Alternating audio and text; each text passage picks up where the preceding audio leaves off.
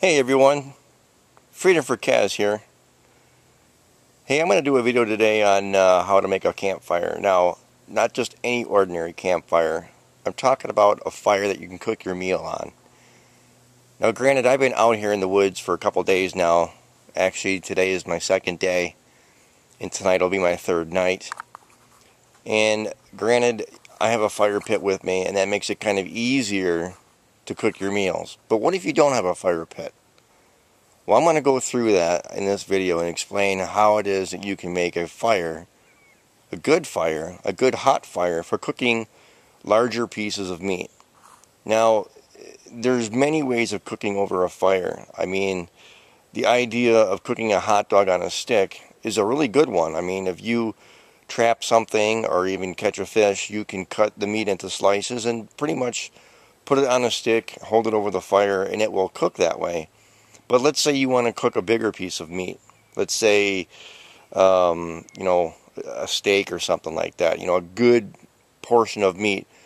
And that might be kind of hard to put on a stick because of its weight and then hold it over the fire and hopefully it'll get cooked. So what I'm going to do is I'm going to show you today and demonstrate how to have a ground-based fire and how you can cook a larger piece of meat. So let's get started with that. I've got my trusty shovel here, and this is made in USA.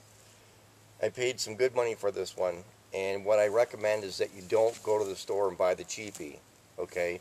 What I recommend is get a good one, because this one has many uses as well. When it comes to chopping wood out here, I have my machete, and my machete is also part of my survival pack, my bug out bag, get out of Dodge bag. And this comes in real handy. In fact, what I did was I picked out two good branches, not too moldy, a little bit of moss on them, not too much. And what I did was, as you can see, I stripped all the bark off of this one, and I'm stripping all the bark off of this one as well. Let me show you just how sharp this machete is, really. It's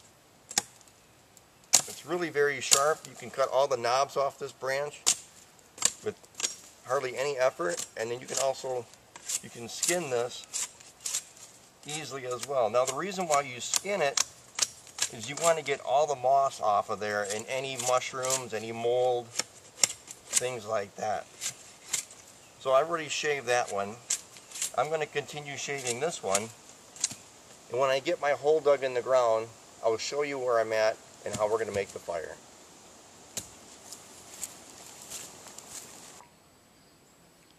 Hey guys, Freedom for Kaz here.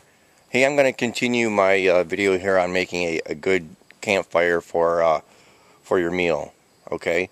Now here I've gone ahead and I've dug out the hole around the 4 branches, as you can see. But underneath the branches, I'm going to get real close here. As you can see, is that I've trenched out 2 airways so this fire can breathe. Okay, and as you know, it's very, very important that to have fires getting oxygen, because oxygen is very, very important to a fire. Now, besides that, what I've done is I've gotten 4 piles of kindling together. Okay, now this is very small. This is slightly larger. This is slightly larger yet. And this is pretty good size of wood here. Okay, and these 4 piles are very, very important. All 4 piles are very, very important to the fire. Now, once I get all that wood on there, what I did was, and I continued stripping the piece of wood that I had before, and as you can see, this is a very clean piece of wood. Okay, there's no mold on here. There's nothing on here.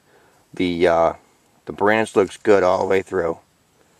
Okay, these pieces look really healthy. I'm not afraid to put the meat I'm cooking on this at all. These are some very good looking branches, and I'm really excited to get this fire going. And again, to get the fire going, I'm going to use Vaseline cotton balls, so I want to show you that as well. Alright guys, I'm back here again, and I've got the cotton balls ready, and I've got the smallest pile of tinder here. And what I'm going to do is I'm going to light 2 of the cotton balls and work off 2 of them right now, and then in a minute here I'm going to light the 3rd one. So here we go. And again, notice how quickly that lights. I just barely put it on there. We're just going to ever so gingerly put this on here. Okay.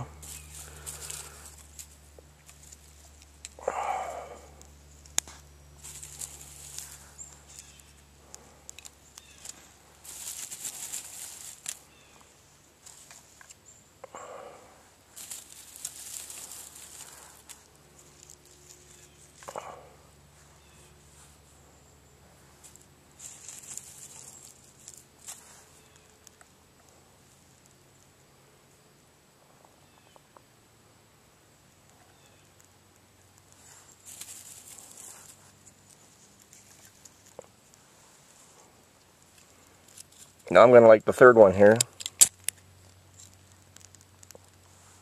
And again, see how quickly that lights?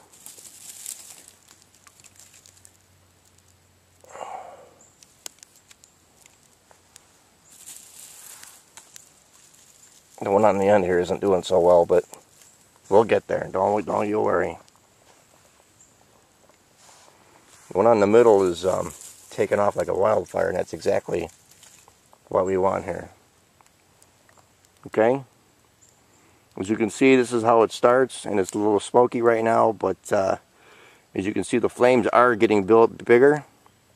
And what's going to happen is all these hots are going to fall in between these logs, and there's plenty of oxygen coming from underneath. And as you see, the fire is getting bigger and bigger.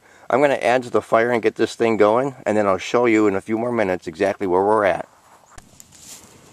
Alright guys, I've used my first 2 piles of kindling, and look at the size of the fire that I've got from the small and the slightly larger kindling. This is going to be an incredible fire. Sorry, I almost fell over. But again, Vaseline cotton balls, and you can see, like I said, the hots are falling underneath. Do you see how the hots are underneath those logs? That's exactly what I want to happen. The hots are going to fall underneath here, okay, and these logs are going to hold the heat. So when I put those logs on top of these logs, I can cook what my meal is going to be, okay? And then I can control the heat by how many logs I want to put on here. And eventually what I'm going to do is I'm going to push these hots underneath those logs, okay? When I get to that point, I'll be back.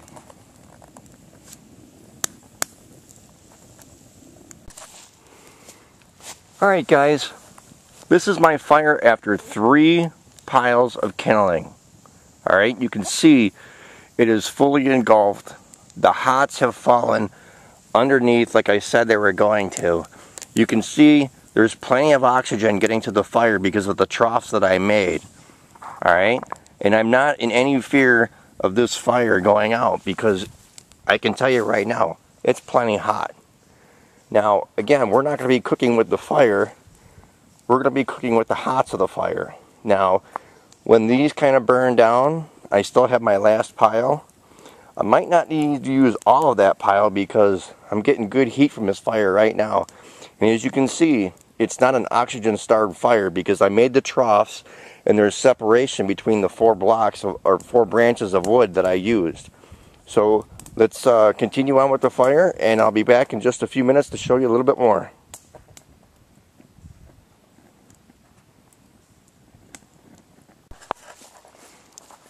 Alright everyone, here's my fire, and I'm back again, and you can see how it is white hot. And this fire is really hot. It should cook what I've got to cook on here really well. And I'm really excited about getting this thing going. So what I'm going to do is I'm going to knock these ashes around just a little bit because that is a really hot fire. And I'm going to start cooking my meal. So let's get going here.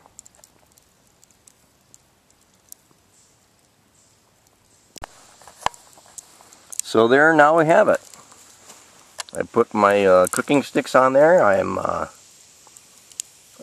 really not worried about them being dirty. It was a good, clean piece of wood, and I'm cooking my meal. And if you can listen, it is cooking. It is definitely cooking.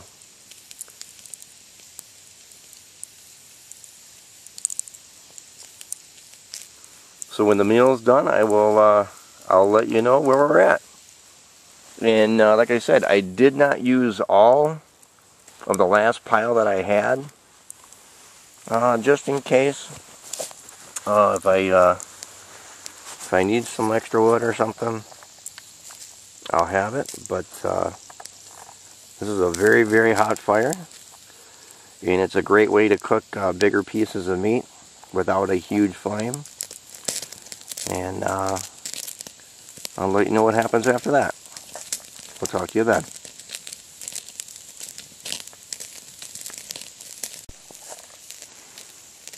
And here we are. If you can see, I shifted the steak around a little bit here, just so it would cook a little evenly. My planks are doing pretty good, and the way I control the fire is by putting a little bit of water on there. Okay, if I can just take if it's too hot here, for instance, I just, a couple drops of water, because that fire is hot, and trust me, that steak is cooking. So let's take this steak and let's turn it over. Let's see what we got here. Let's see what we got here, partner.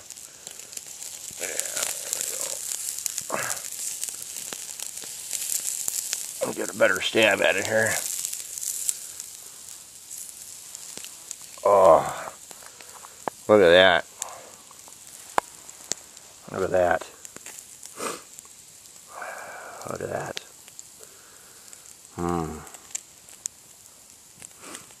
Now this ain't the steakhouse or anything else like that, but I'll tell you what.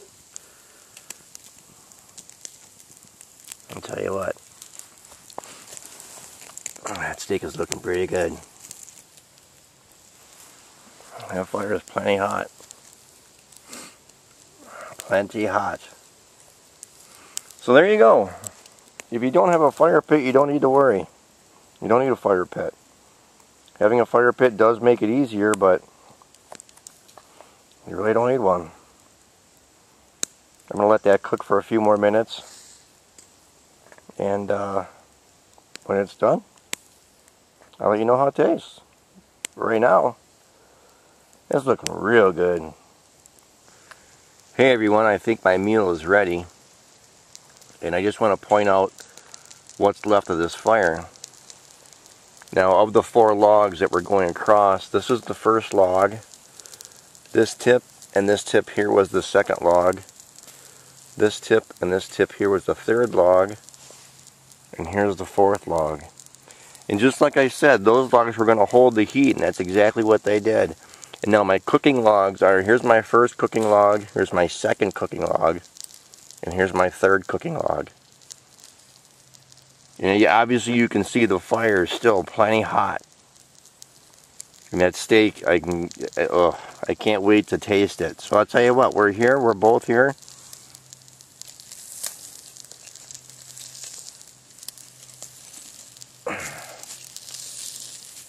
There we go.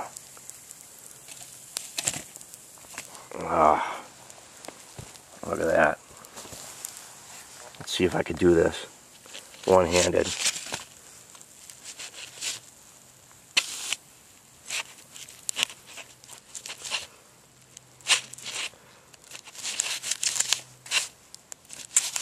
I'm cutting right through the plate. Sorry guys, it's tough one-handed. I'm out here by myself, so what do we got? Oh, look at that. It's a little more done than I actually like. I actually like a medium, but it's more of like a medium well. But there you go, folks. There's dinner. And there's my 3 cooking sticks. Just like I said. You don't need a fire pit. Just need to know how to cook steak.